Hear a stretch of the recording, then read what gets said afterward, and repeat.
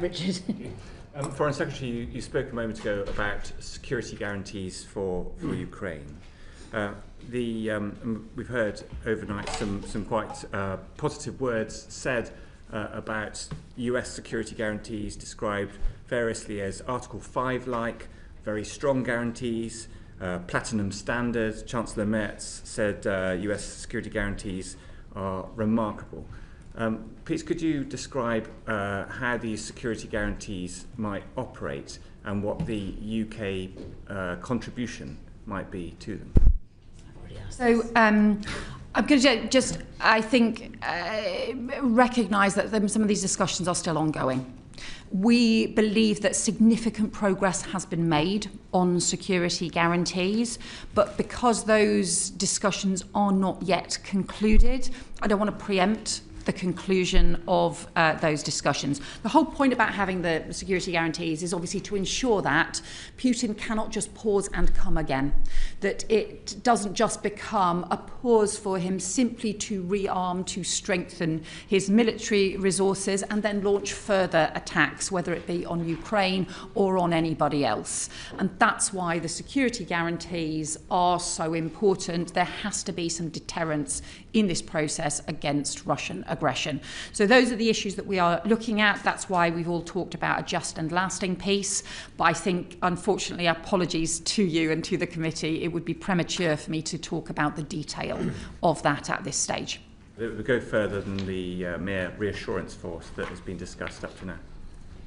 I think, look, we have to all be able to have that confidence. Ukraine has to have the confidence that that any agreement doesn't simply mean that Putin then goes further again 12 months later or 6 months later. But those are also about guarantees for other countries concerned about security and stability across Europe as well.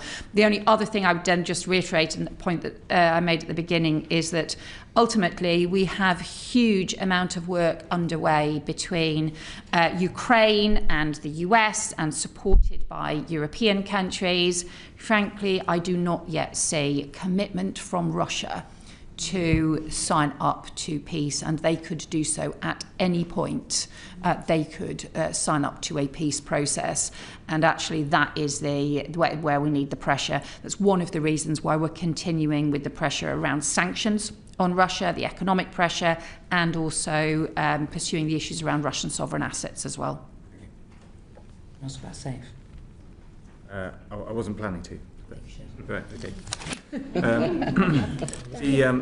I'm curious then to know about the UK-EU cooperation around arms, and specifically the shortcomings around SAFE that we've seen in recent weeks. Might we see any further re-engagement between the UK and the European Commission on SAFE talks in the new year?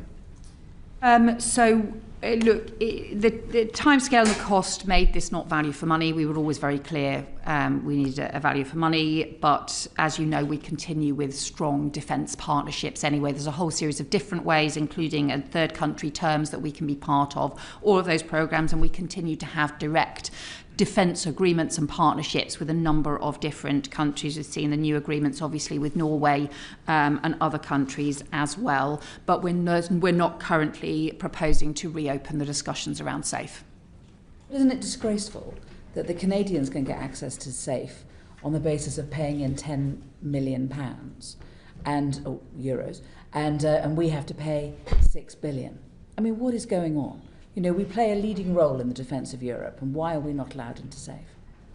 Well, as I think we've made clear, we're only prepared to be part of arrangements that work as value for money. And I think that has to be a guiding principle for us.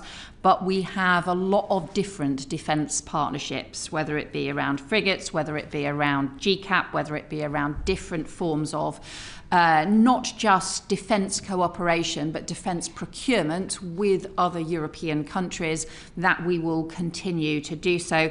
The work that we did, we've seen the Carrier Strike Group on its return from the Indo-Pacific as it came back through the Mediterranean, Union, the partnership with Italy, the partnership with Norway, those partnerships are immensely important. They will continue to be so. We will continue to be part of a strong defence arrangements with other European countries. Okay. You want to go on to Russian sovereign assets, Phil?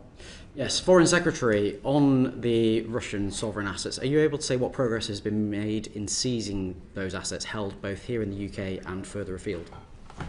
So the assets are frozen, and you will have seen there was a further vote in the EU Council, I think last week, to sustain the freezing of the Russian sovereign assets.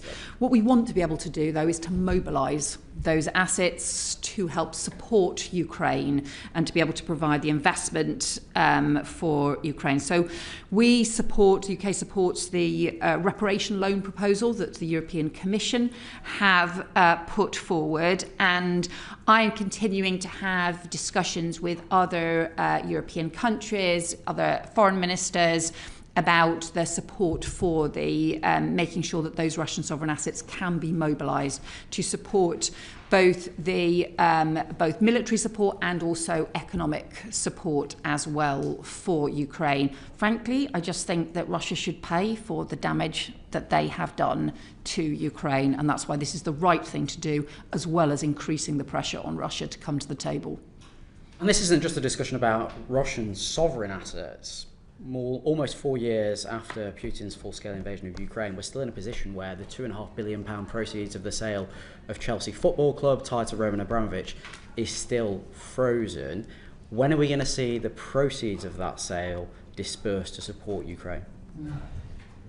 I've been working extensively on this, and hope to be able to update the committee as soon as possible on this. At the moment, we have been doing a huge amount of work over the last few months, and hope to be able to provide a progress update to the committee very soon. Might it be possible to write to us with a bit more information? I certainly can, yes. Thank you. Thank you, Phil. Dan. Thank you, Chair. Good afternoon, Foreign Secretary. You recently warned about an escalation in hybrid threats from malign foreign states who are seeking to undermine democracies across Europe. And I think we've missed a statement in the House of Commons today on electoral resilience because we're sitting in committee. But I wondered if you could tell us how you're making this a priority within the FCDO. Yeah, so I think you'll have heard the statement announced today was about I think a further review now into foreign malign interference into elections, but we have seen this already happening in countries across the world, and I know this is something that you and the committee have been looking into, but if we look at for example, in Moldova, where there were fake websites for political parties with fake policies, deliberately trying to increase hostility towards candidates that, frankly, Russia didn't like. We've seen information being laundered through news or so-called news websites, and then re-laundered through other